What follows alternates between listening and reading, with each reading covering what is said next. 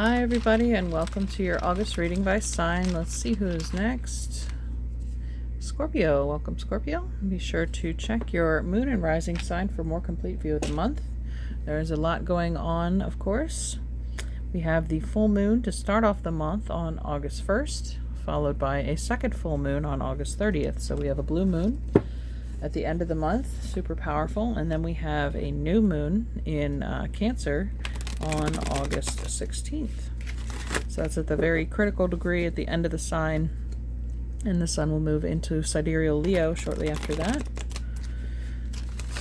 So we also have Mercury retrograde. They'll station on August 23rd until September 15th, and again we have Venus retrograde for the entire month of August as well. Does not station direct till September 3rd. So let's see, what messages does Scorpio need to hear for the month of August? Let's start with this deck here.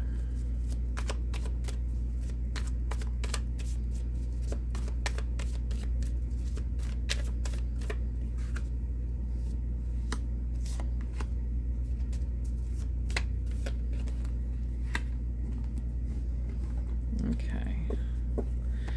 All right.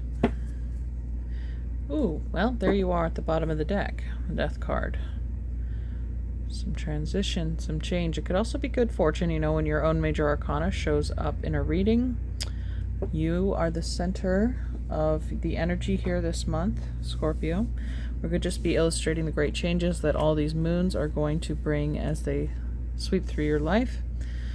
Let's see what we have. The Nine of Pentacles. Okay, could be a change surrounding money, material wealth. Again, Venus in Virgo. It's retrograde in Leo and back into Cancer, but very independent and financially secure there at the Wheel of Fortune. That's supporting that as well. Also reiterating the message of change, the turning of the seasons. We have that coming up soon. The Empress. Wow. So some of you could be a wealthy female energy or have the support of a financially secured, successful female or businesswoman. The Queen of Coins, unbelievable. So there's money all around you, or you have come into a lot of money this month. Judgment is the rebirth, resurrection card. Very similar to the death card. So with death, there's rebirth, there's new life. And then we have the Knight of Cups. So this could be you with Cancer, Pisces, or Scorpio. Loving, generous, sweet. Some of you are getting generous really big. If you come into a bunch of wealth, you may have this desire in your heart to share it with people who might be less fortunate than you. But you're looking and feeling very good this month. You're glowing, really. So, wow. Congratulations, Scorpio. That's a beautiful energy that you have to enjoy. You're looking and feeling good. Maybe you're on vacation, you're treating yourself. Let's see what energy we have surrounding your astrology cards here.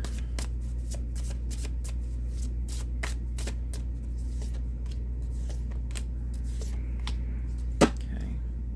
Earth, more wealth, persistence, patience, practicality. So again, Virgo, Taurus, Capricorn, you could have those individuals in your life or just be embodying those characteristics this month. You could have it as your moon or rising sign, but it's really being highlighted here with the Empress being the sign of Venus, and then, of course, earth signs here, Virgo, Taurus, Capricorn, showing up.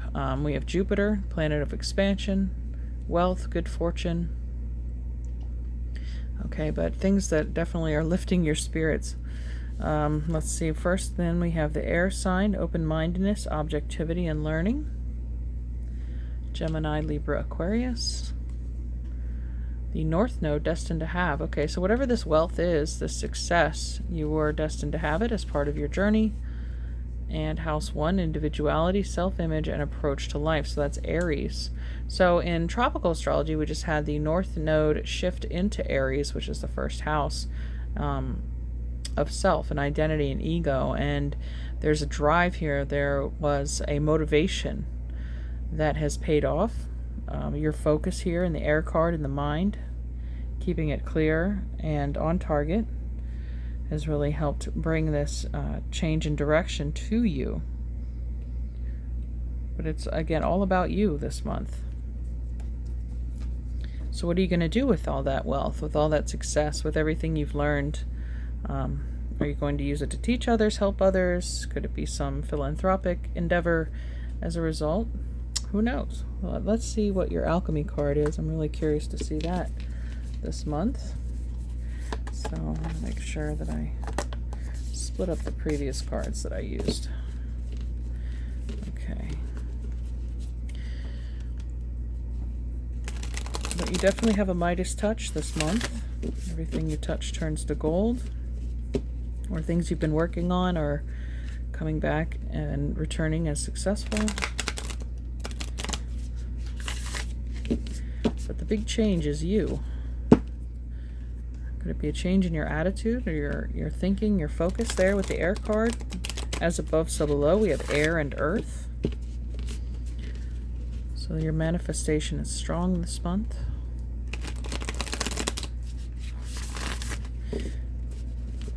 Literally allowing you to shed a skin and transform from rags to riches, really. All right, let's cut the deck here.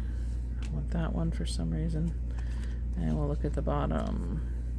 Antimony, number 27. Looks like a wolf there. And Uranus or Neptune. Let's read about that as well. But we also have tin, number 21. So that tin is the element of Jupiter, and here we have the logo there as well. So maybe you were doing Jupiter magic or working with that element or deity. It also has to do with change and transformation.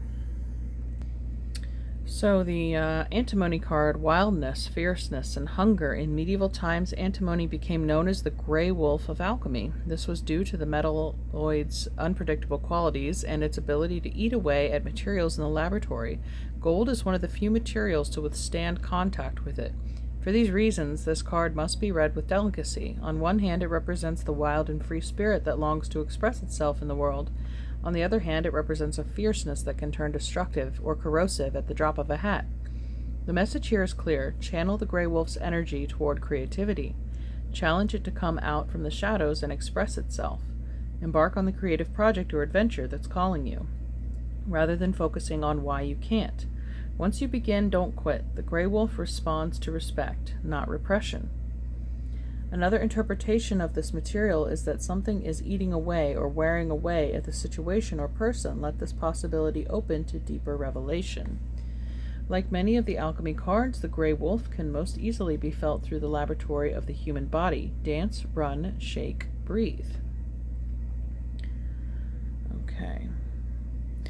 So it has that feeling of decomposition. It says it corrodes anything it comes in contact with except for gold. So you yourself have become gold this month. And if there is antimony, anti meaning against, it feels like people that have challenged you, doubted you, I think their drive, they only made you stronger.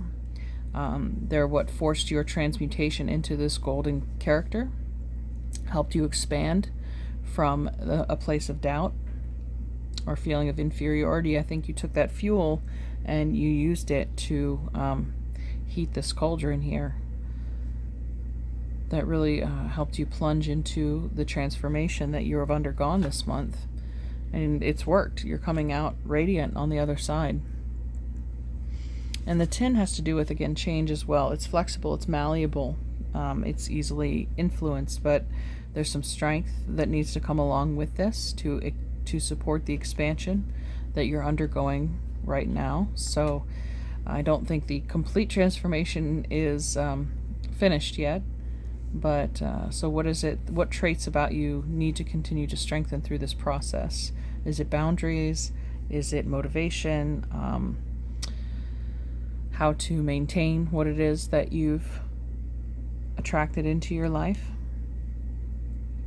Okay, let's take a look at some of your oracle cards here. We're going to get your archetype card.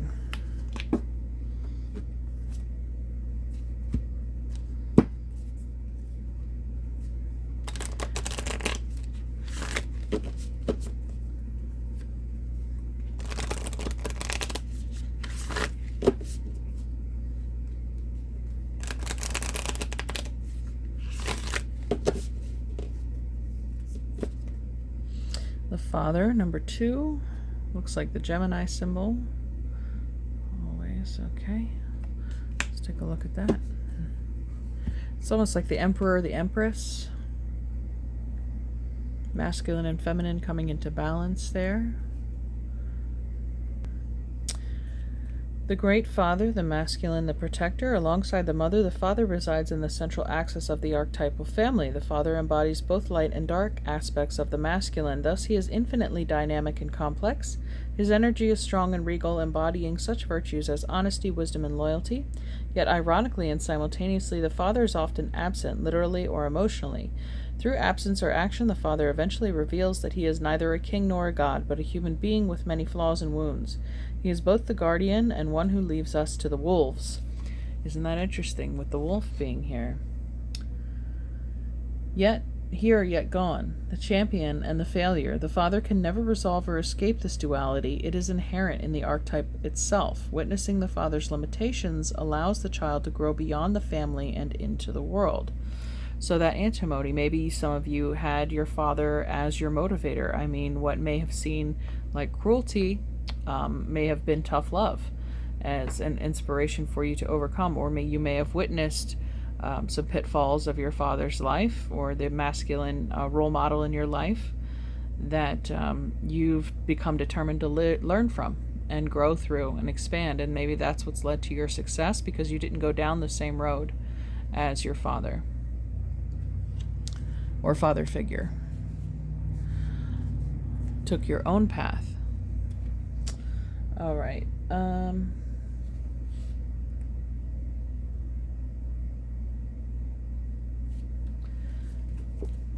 Let's see what our journey... you know what? I'm going to look at the Ancestors card right now, because we're dealing with fathers or grandfathers or masculine. Could be the masculine heritage or side of the family that has a message.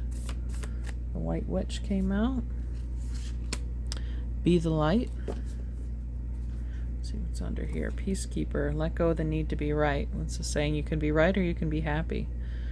All right, so bringing peace to yourself, to your family. Let's see what the White Witch has for us.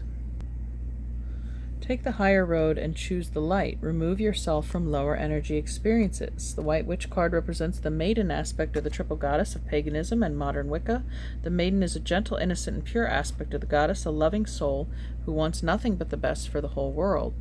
She is joined by a horned owl, showing that she is willing to respect those with more wisdom and experience than she has, but she is also willing to trust what she feels to be right within. With this card, you are being reminded of the goddess goodness within. Okay, well, I read it goddess, but we have again the Empress showing up here, as well as the Queen of Coins and the Nine of Pentacles, another Venus card. So the extended message is, no matter what is happening to you or around you, you have a choice. Choose not to be pulled into dramas, bickering, or energies that are just going to limit your joy. If you are surrounded by people who are hostile towards you or someone else, you are in a negative situation, perhaps in your workplace, or you're being invited to be the light. You are an incredible person who can really bring light. So how can you change the energy? How can you redirect the conversation to love?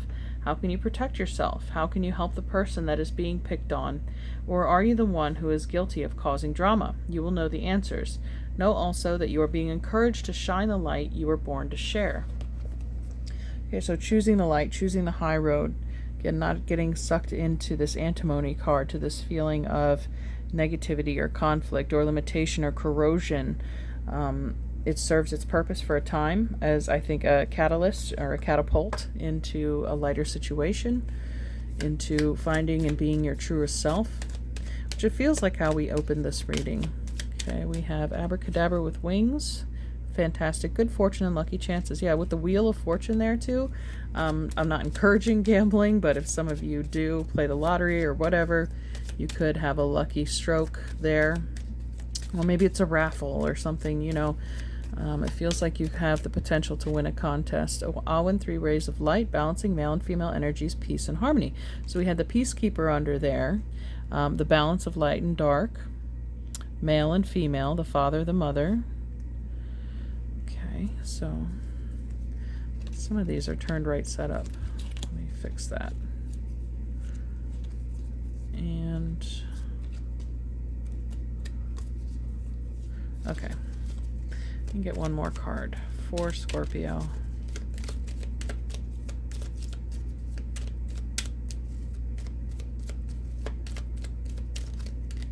Okay, two more. Healing. True healing of the mind, body, and soul. It could be healing of the father or mother wound, and then love charm, attract a lover, soulmate, or life partner. Okay, so at the end of the transformation, again, you may be, once you're free to express your true self, that's when you are able to attract your true partner. And then we have water. Work with the element of water for healing, purification, and refinement. So healing coming up twice. And also you being a water sign, Cancer, Pisces, Scorpio. And we have the Knight of Cups. This could represent you or an individual coming into your life to facilitate that healing experience. All right. How about a Journey of Love card? Since we have this beautiful romantic Knight of Cups and this love charm show up, is there a message from our Journey of Love deck, please, for Scorpio?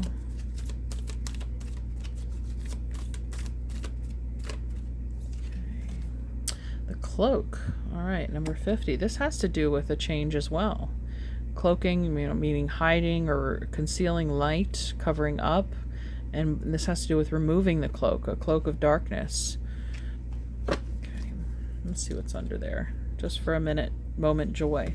So one of the cards mentioned being in an environment that may be sapping joy or might make joy impossible or limit your light.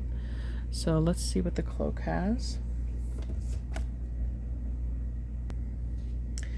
Around you there is a cloak of your own creation. Perhaps it has served you for a time as an invisible form of protection, as a way to claim needed solitude, as a way to retreat inside to find out what you truly feel, what you truly need, to find yourself after being lost in an ocean of thought and emotion, not always your own. Yet the time is fast approaching when you will no longer require that cloak. You have attained an integration within, a knowledge of self that makes it possible for you to connect with the world, with others, in a way that does not leave you lost and struggling to find yourself. You have learned how to hold yourself. You have learned how to do this well enough that you can successfully hold yourself and hold another too. You don't have to push the world away, you can invite it in and play. The message that this oracle brings to you is that you can safely release the forms of security that you once held. You do not have to abandon your boundaries with others. Rather, your boundaries are so functional that you can enter in relationships with more openness, trusting that your boundary will naturally assert itself when necessary, giving you the connection to yourself that you need when you need it, without having to withdraw from relationships entirely. It is time to trust your own boundaries and practice letting them help you whilst actively engaging in deeper relationships. You'll have fun. So we are moving into sidereal Leo following the new moon, August 16th, and that's the house of fun and relationships and playfulness and joy. So it could feel like as we pass through that dark new moon that that's when the light starts returning to your life, where you're able to remove this cloak and reveal this change that you've gone through, like you've been able to peel away the cocoon, perhaps something that you've been working on, you've been keeping secret, which is good. I mean, you don't want people to know your plans until they're already done, basically, so they aren't influenced or corrupted. And what you come out with on the other side is this beautiful change. Again, these healthy boundaries, these new physical securities, either about yourself, your body, your position in life, your accomplishments, things like that. So let's see what your angels can add to this reading. This box here. I'll drop a couple.